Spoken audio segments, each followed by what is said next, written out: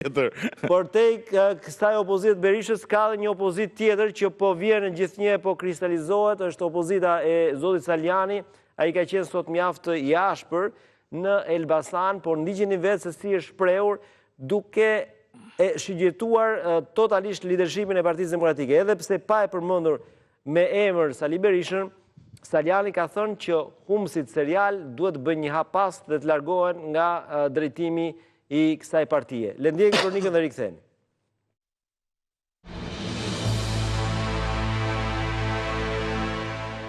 Partia Demokratike nuk mund të thotë gjithkohës që ne kemi bërë gabime.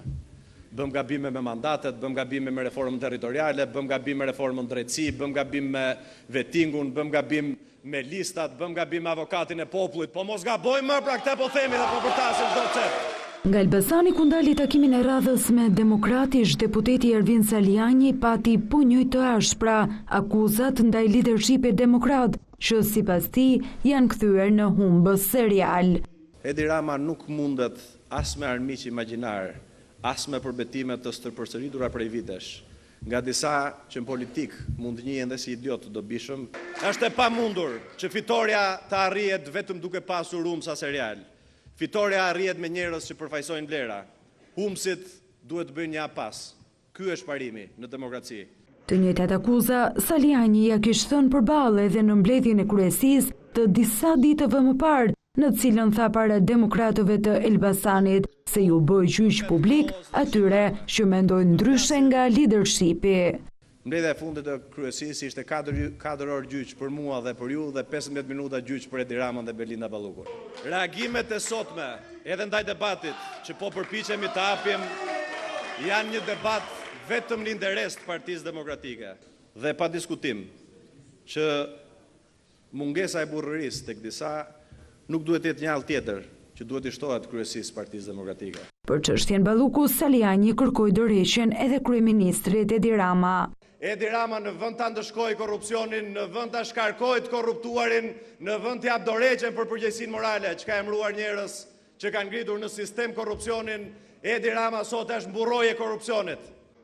Pavarësisht kritikave për leadershipin, Saliani përmbylli takimin e tij me një thirrje për t'u bashkuar protestës së datës 22 dhjetor kundër qeverisë. Për këtë çështje po do mbledh të mërkurën edhe Këshillin Kombëtar, ku prezenca e Salianit mund të nxesë sërish gjakrat dhe të shkaktojë debate mbi gjendjen në të cilën ndodhet opozita sot.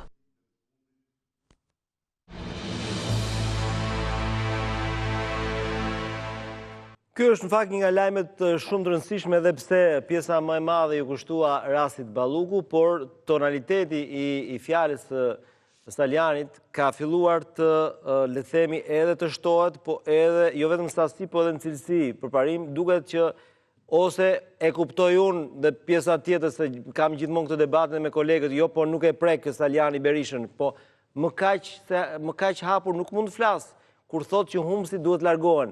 Çfarë po kërkon Saliani, pavarësisht se ai emrin nuk e përmend, të Sali Berishës, po a është kjo një sfidë e hapur ndaj tij? Shiko, fillimisht, kjo është një lëvizje, besoj.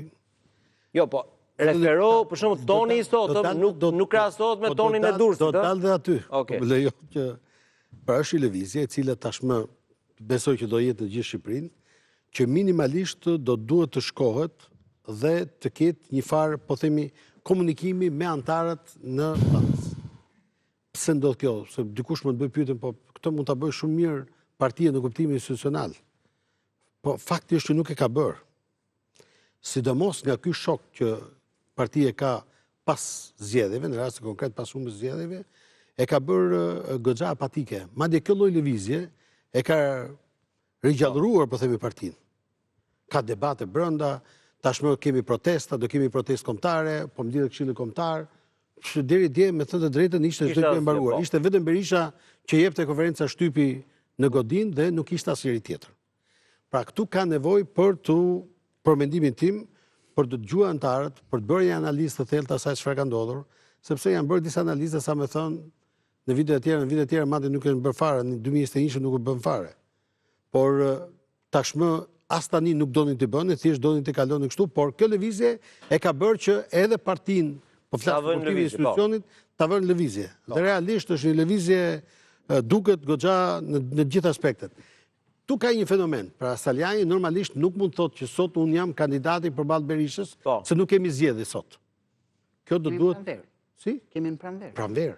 Aty do të shikojmë dhe unë besoj që Po, unë i referohem shigjetimit, pra është ai kur thua leadershipi, është Berisha. ai është, nuk ka tjetër. Por nuk është vetëm ai, është edhe establishmenti ose mi thënë enturazhi. Patjetër. Për ti në rastin konkret. Pra, këtu po kërkohet që të ketë një frymë tjetër partia. Realisht. Po të frymë më zotëri të lutem, atë keqen të lutem. E di ku jemi neve këtu? Jemi Babale, 1 minutë Babale, dhe Babale është 1 minutë. Versioni Babale ka dalur